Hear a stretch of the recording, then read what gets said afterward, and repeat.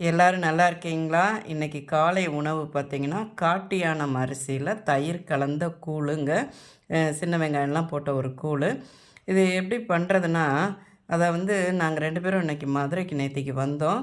எங்க வீட்டுக்கு வந்தோம். வந்துட்டு ஒ இங்க இருக்கிற 1 வாரத்துக்கும் நம்ம ஒவ்வொரு நாள் ஒவ்வொரு கூழ் குடிக்கலாம் அப்படின்னு சொல்லி எங்க சார் சொன்னாங்க.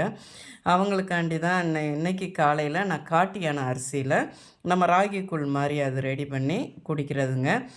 நாள் இரவே கூட நம்ம பண்ணி வச்சிரலாம். நான் காலையில தான் எந்திரிச்சு ஊற வச்சேன். 6 மணிக்கு ஒரு 100 எம்எல் டம்ளர் தண்ணி அரிசி எடுத்து கழுவி நல்லா ஒரு 2 மணி நேரம் ஊற வச்சேன். ஒரு 8, 8:30க்கு மறுபடியும் அத நல்லா தண்ணிய வடிகட்டியில வச்சு வடிச்சுட்டு, அந்த அரிசிய மிக்ஸியில போட்டு ஈர அரிசி வந்து ரொம்ப பவுடர் ஆகாது. எவ்வளோ தூரம் அது பவுடர் ஆகுமோ, அத நல்லா சுத்த விட்டு ஓரளவு அது பவுடர் ஆன பிறகு 1 டம்ளர் 100 டம்ளர் அரிசிக்கு 4 டம்ளர் தண்ணி குக்கரில் வச்சு உப்பும் போட்டு தண்ணி கொதித்த பிறகு இந்த பவுட்ரை போட்டு, ஏன்னா கொதிக்கிறதுக்கு முன்னாடி அப்படியே குக்கரில் போட்டோம்னா அடியில் பிடிச்சிரும்.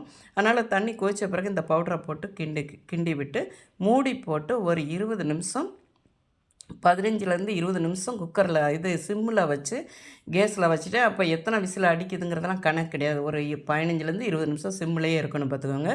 விசில் எத்தனை நாள் அடிக்கலாம். இது நல்லா வெந்துடும். நம்ம அதை ஆற வச்சு தேவையான தயிர் கலந்து சின்ன வெங்காயம் போட்டு கருவேப்பிலை போட்டு நம்ம இதை கரைச்சி குடிக்கலாங்க தண்ணி விட்டு. இது காட்டு யானை அரிசியில் எவ்வளோ சத்து இருக்குதுன்னு நீங்கள் யூடியூப்லேயோ கூகுள்லேயோ சர்ச் பண்ணிங்கன்னா தெரியும். நம்ம ஒவ்வொரு நாள் இந்த மாதிரி சத்தான உணவு எடுக்கும்போது நமக்கு உடல் எடையும் குறையும், நம்ம உடம்பும் ஆரோக்கியமாக இருக்கும் பார்த்துக்கோங்க. இதுக்கு சைட் டிஷ் இதுக்கு தொட்டு சாப்பிட்றதுக்கு நெல்லிக்காய் ஊறுகாய் பண்ணியிருக்கேன் பார்த்துக்கோங்க. இந்த காட்டு யானை எந்த கூழ்னாலுமே நெல்லிக்காய் ஊறுகாய் சூப்பராக இருக்கும். அதாங்க பண்ணியிருக்கேன். இது உங்களுக்கு பிடிச்சிருந்தால் பார்வதி வீட்டு சமையலுக்கு ஆதரவு கொடுங்க. ஓம் சாய்ராம்.